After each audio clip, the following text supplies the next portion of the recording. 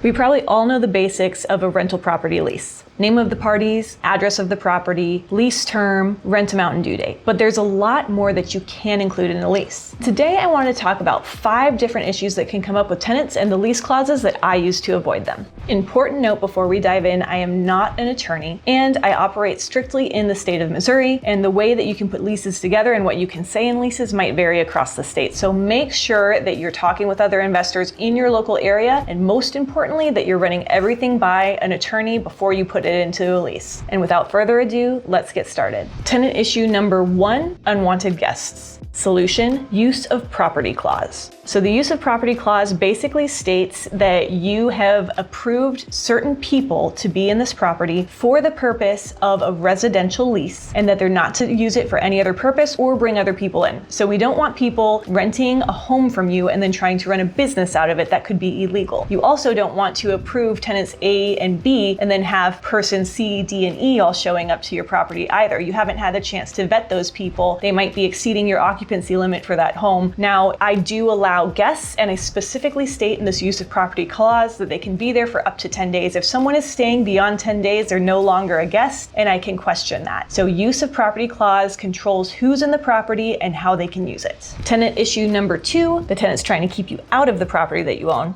Solution, access by landlord clause. When a tenant is in place, of course, you don't want to be bothering them all the time, but as the landlord and owner of that property, you should have the ability to access it from time to time. A, to make sure that everything's looking okay. B, to investigate any issues that might have come up or things you've heard from neighbors about what might be going on in the property. And C, to show the property to prospective new tenants when you get close to the time of turnover. So anytime that you have a property, you should be getting eyes on, or someone who works for you should be getting eyes on to that property once or twice a year to make sure everything is going well, there's not damage that the tenant isn't reporting. And then as you come to the end of a lease, if a tenant is going to leave, I always like to be able to show the property up to 60 days prior to them leaving. I usually only do it within the last 30 days of them being in the unit to reduce my vacancy. So I want to be able to market that unit, have people coming through, not too much, but maybe once or twice before the tenant leaves so that I can fill it more quickly and avoid vacancy. If a tenant is messy or they haven't been taking care of the property, then you might not be able to show it before they move. Access by landlord makes sure that the tenant understands that even though it's their home for the time being, they have possession of the property as the tenant, you still have the right to walk through that property from time to time. Tenant issue number 3, a tenant trying to sue for some sort of injury or loss.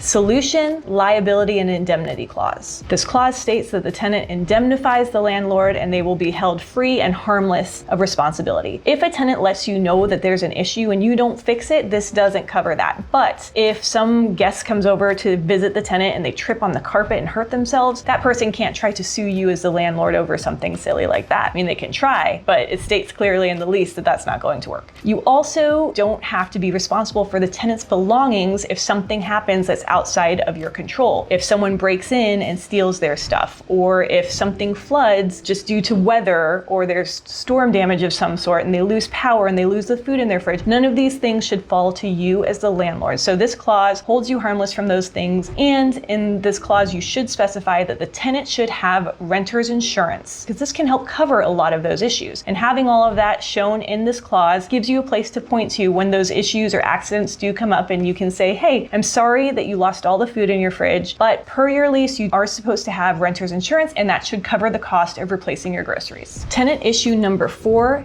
tenant caused maintenance issues. The solution, a responsibilities of tenant clause. So in your lease, you should specify which maintenance issues are actually the tenant's responsibility, because a tenant can't be dirty and disgusting and attract a bunch of pests and then require you to pay pest control costs. A tenant can't break windows by being silly and then expect you to cover the cost of the broken glass. So the responsibility of tenants section outlines a whole bunch of things, but the few things that I see being the most useful, the ones that I actually have to point to on occasion with my tenants, are the following. First of all, tenants should be required to change the furnace filter regularly. And this comes up when ACs or furnaces, the HVAC system isn't working as well as it should, and I have to call someone out to look at it, and the HVAC company gets out there and says, well, they just had a really dirty filter. It's probably still a good idea as a landlord to maybe do it once per year for them during an annual inspection inspection, but they should be keeping on top of that so that they don't have these little issues come up that are preventable issues with their HVAC system. So anytime a tenant reaches out with an HVAC issue, I ask, have you changed your furnace filter recently? Because that's going to determine whether or not they could be liable for the cost of the repair. Other issues that come up are broken glass, clogged drains due to misuse. So that's like hair, soap scum, food clogging up the drains. The cost of remediating pest issues if they're being dirty. So usually the one exception to this is wood destroying pests, because that's not something the tenant causes. But if it's something they cause by leaving the doors open constantly, having food out, not cleaning up, those pest control issues should be their financial responsibility. There's a whole lot of other things that you can include in a responsibility of tenant section, but those are the ones that I see being the most common issues that you want to be able to point to a black and white agreement on how they will be covered. Tenant issue number 5 is legal fees caused by the tenant not paying or causing problems at your property.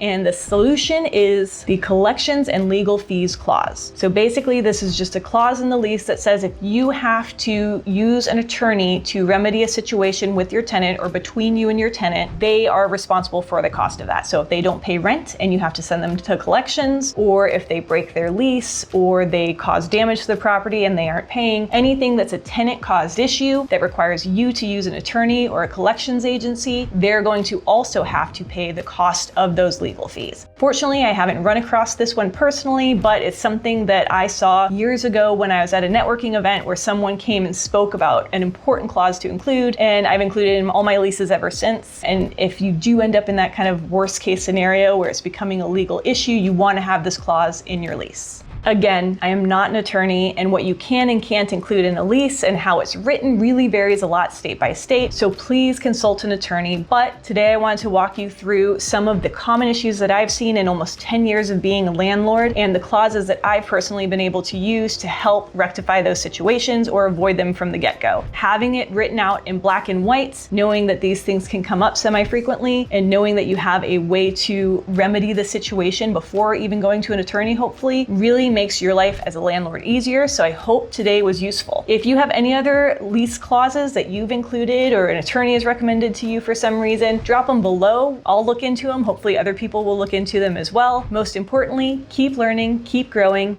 and have fun.